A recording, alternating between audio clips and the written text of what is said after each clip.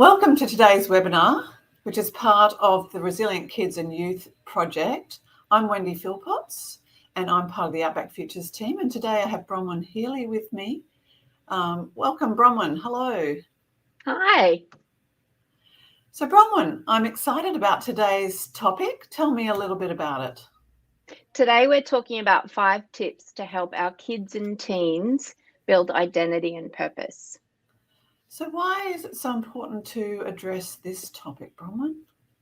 I think that a sense of identity and purpose is important for every person on the face of the planet, but especially our kids and teens. When we help them to identify their values and we understand our own values, it's a key way to build a sense of identity and purpose. These values then help our kids make choices and bounce forward through tough times, which is always a great thing, building resilience. Helping people to understand who they are, what matters to them, really builds character and helps grow that resilience. Okay. So what are some practical ways that we can help people understand this? I think the first tip today would be helping people understand their identity. Who am I? Some of the ways that we can do that is by asking ourselves what some of us might consider hard questions. But when we as parents and carers do that with our kids and our teens, it'll help them to see the value in it. Asking yourself questions like, what matters to me? What makes me tick? What motivates me? What do I enjoy in life? What's my family history? What's my story? Working out who we are comes from what matters, the things that we value. And when we start to explore these questions, we start to understand who we are and what our true identity is. Mm-hmm. So what if I don't know where to start? I know, it can feel really overwhelming. The biggest thing, remember to be kind and gentle with yourself as you ask yourself these questions. Because sometimes these are questions that we don't normally ask ourselves. What makes me tick? What motivates me? What do I enjoy in life? Get support. Let a friend, a safe person at school, a parent know that you're trying to understand who you are. We're trying to help our kids understand who they are, and they need to feel safe in doing that. Let them know that they're not alone on the journey. And when they start to ask for help, we all grow. All of the questions help us to explore and to understand ourselves better. And we all need to be kind and gracious with ourselves. And remember that that's a process. It's a process when you start to ask yourself these questions. It's not all going to happen overnight. You're not just immediately going to understand who you are and what your identity is.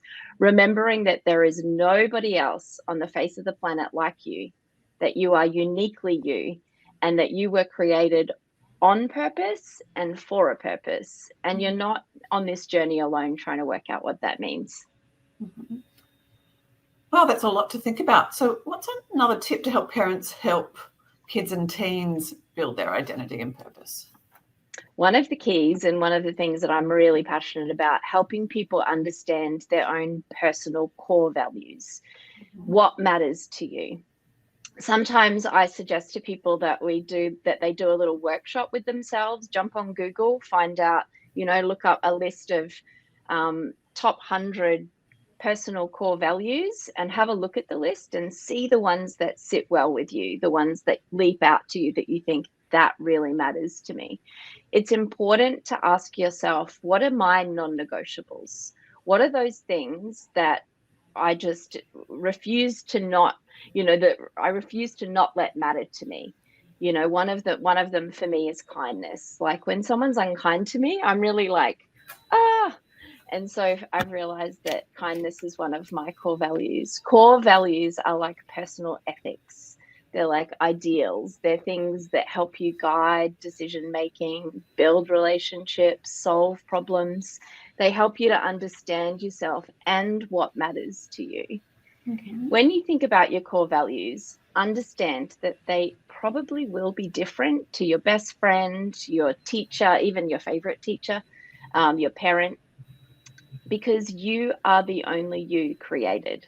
And so these personal values are going to be your personal values, not the personal values of the person next to you. When I think about mine, I think about kindness, truth, honor, integrity, loyalty.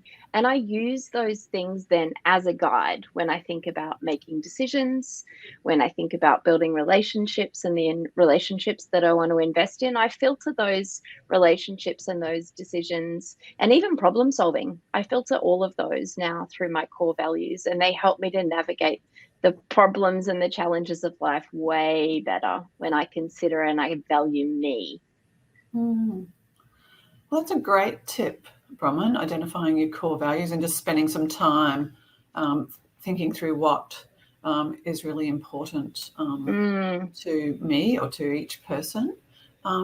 What's the next tip?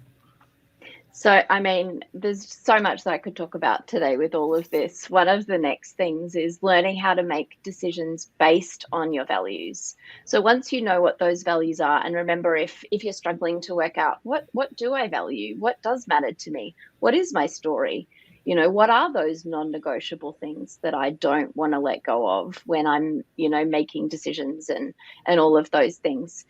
Think about that, getting a list and just having a look and working out what those core values are, and understand that it takes practice. It takes practice to make your decisions based on your values, because for some of us, values are something that we've only just discovered that they matter to us. When you filter your decisions through your values, you need to understand that every choice has got a consequence.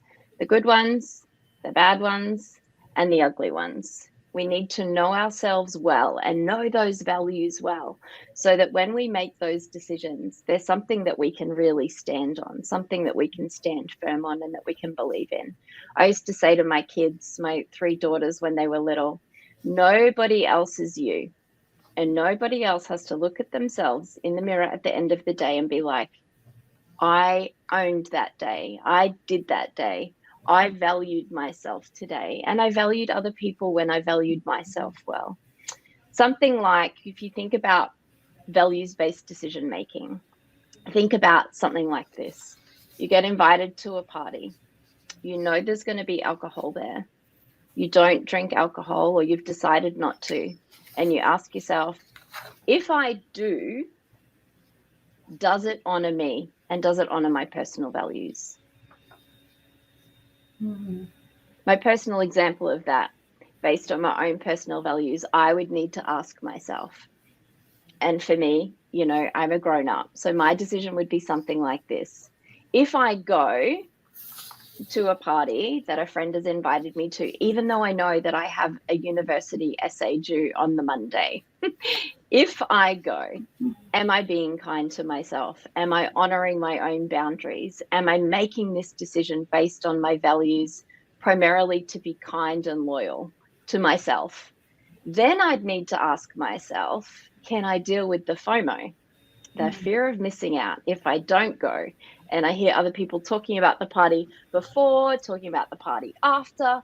Am I going to be okay? Am I going to be able to sit in that decision? Am I going to be able to own that decision based on my values? That choice, that if I was to go, I'd be going against my integrity. That's one of my core values. So just so much to consider. So I see making or understanding our core values actually helps us with those decisions we make in life, whether they be small decisions or large decisions, because we've got to make those decisions thinking about our core values. Absolutely. And always filter, you know, once you come into that place where you're more connected to yourself and a little bit better understanding of who you are and what your core values are, then you can make those decisions based on those values. Yeah, values-based decision making. Yeah. That's really helpful, Bronwen. So what would be the next tip to help parents with their kids and teens and helping them build their identity and purpose? I would encourage people to build their why. Think about, why am I here? What on earth am I here for? What is my personal purpose?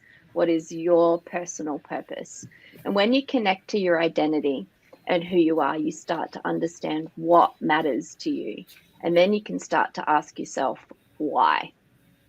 What do you have to offer and bring to the world, to your family, to your school, to your community, to the broader community? What do you have to offer, and who are you that you have to bring into this world to make a change? Hopefully by now you can already see the power of knowing who you are and knowing what your core values are as motivators. These motivators and these filters can lead to the bigger question: what is my purpose? I remember when I was 15, people would say to me, what do you want to be when you grow up? And I would think, I'm 15, I am grown up. Excuse me, hello. And I've now had 3 kids who are 18, 20, 21, and they all went through the same journey. I'm 15, I'm grown up.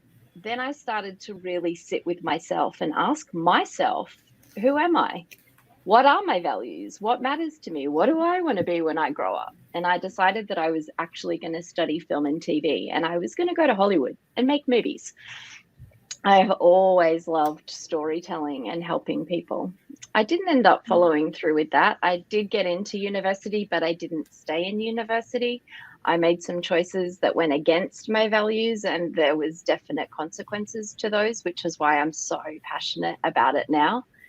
Here I am now telling you stories and helping people through the power of film and TV. So my purpose has come to purpose in the end anyway. Filtering my why through my who and my what.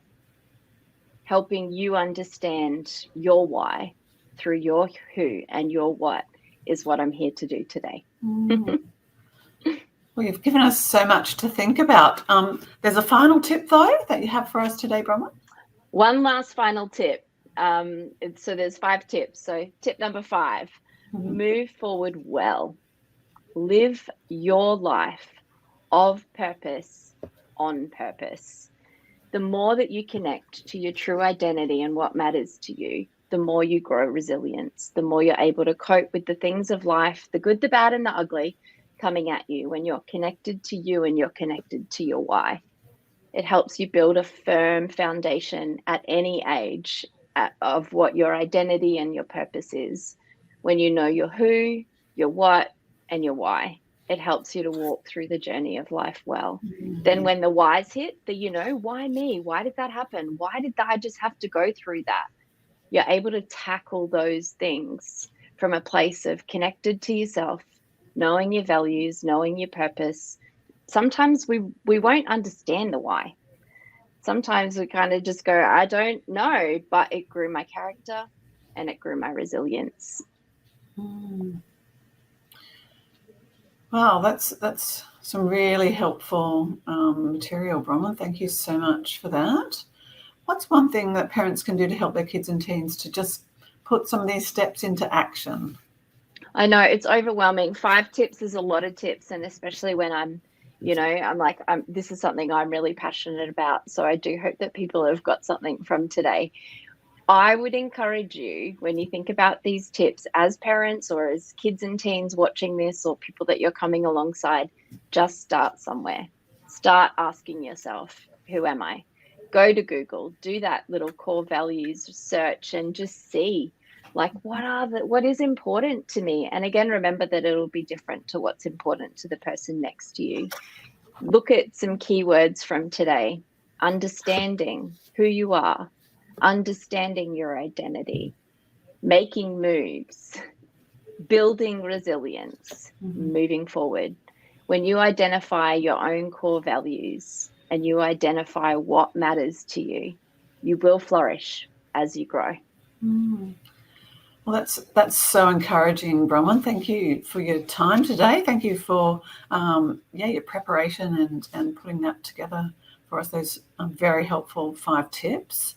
I'd like to point our viewers to our website. We've got a number of webinars for parents on our website. So you can go to the outbackfutures.org.au. You'll see that on the screen there. And we've got a number of webinars and also other resources available for parents there. And thanks, Bronwen, so much for sharing with us today. Thank you to our viewers that have joined us online, and keep in touch on our socials so that you know what webinars are coming up in the future. Thank you so much, Bronwen. You're welcome. Thanks for having me.